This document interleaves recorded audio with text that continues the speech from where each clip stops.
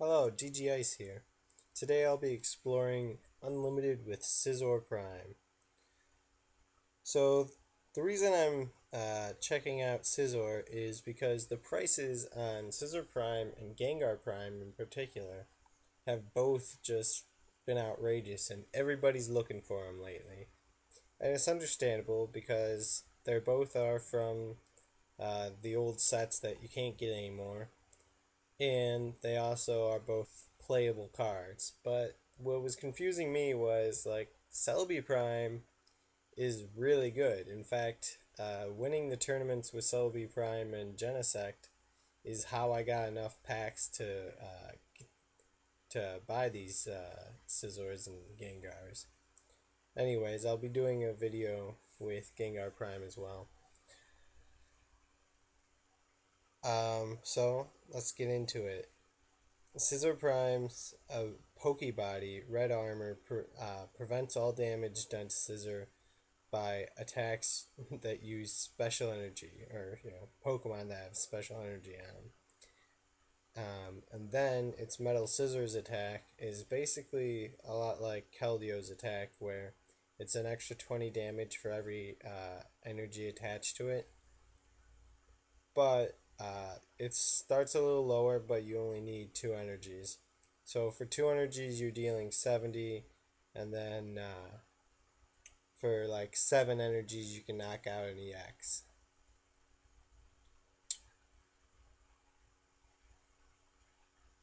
The one cool thing to know is that a Pokebody, um, unlike a Pokepower, doesn't shut off when you get a status effect, so they can't just turn off his red armor by throwing a laser at him. The other cool thing is that they also can't turn it off with Garbotoxin. The other half of the deck is Plasma Cling Clank, with Plasma Steel preventing all damage done to your Steel Pokemon by EXs. It means you can make actually good attackers into Sigilus and Suicunes. Just really nice. So if they don't have a way around that, they're just stuck, and you just attack them every turn until you win. The other attacker is Cobalion EX, which honestly uh, might just be better.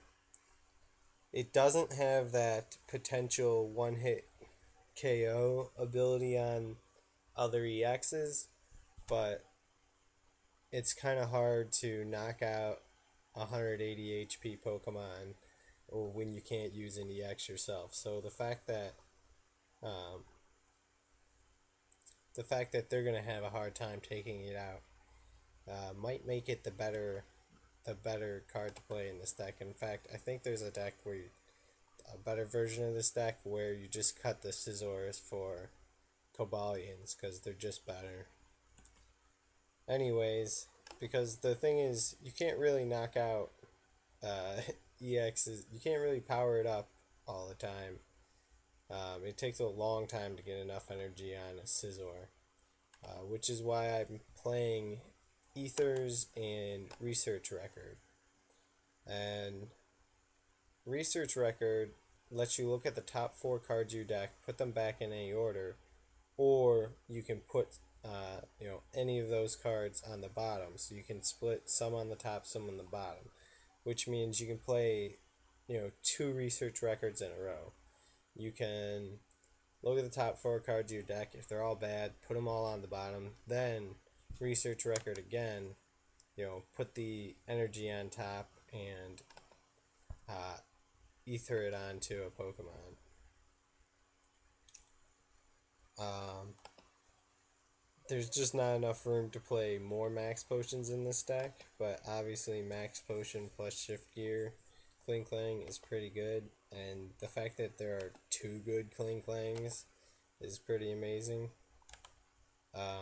But I really wanted to focus on accelerating the energy out there instead of shifting it around, because there's just no free retreat in this deck. And there might even be a better deck where you play all all special energy, where you've got prism energies, rainbow energies, and not to mention special steel energies that prevent 10 damage apiece. That's actually pretty cool when you stick all four of them on a Pokemon. Prevent 40 damage from every attack. Um, so basically, what I'm suggesting is playing the rainbow energies so that way you can play Virizion EX and you can play a way to give it free retreat, like maybe Darkrai EX, but also you could play a way to take away its weakness. Um, that shadow, that dark gym, that for every any Pokemon with darkness energy attached doesn't have a weakness. The problem with that is you run into the decks. Someone played four enhanced hammers against me and two crushing hammers. So every turn he would just Skyla up another enhanced hammer, and basically I ran out of energy. Um, Even though I was like only a prize away from winning. But the really cool part about Cobalion EX is its Steel Bullet attack isn't affected by any effects on the defending Pokemon. So technically, you could just knock out a Scizor with a Steel Bullet. And if you attach a Muscle Band, you can knock out a Pyroar. And it can knock out Sigilyph and Suicune by itself too. So, Cobalion EX, pretty good.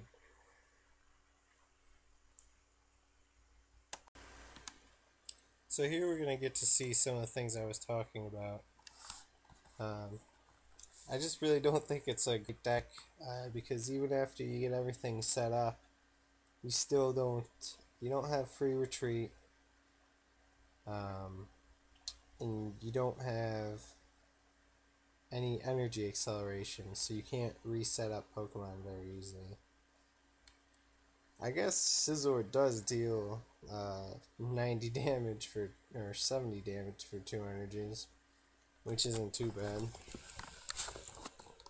But just if they have any kind of shred or the G booster attack, or Steel Bullet, or geez, there are so many of them. I guess Latias EX as well. But if they have any kind of those attacks where they don't care about your plasma steel, you could be in some pretty big trouble. Especially if they have, fire types. Just Reshiram just deals so much damage.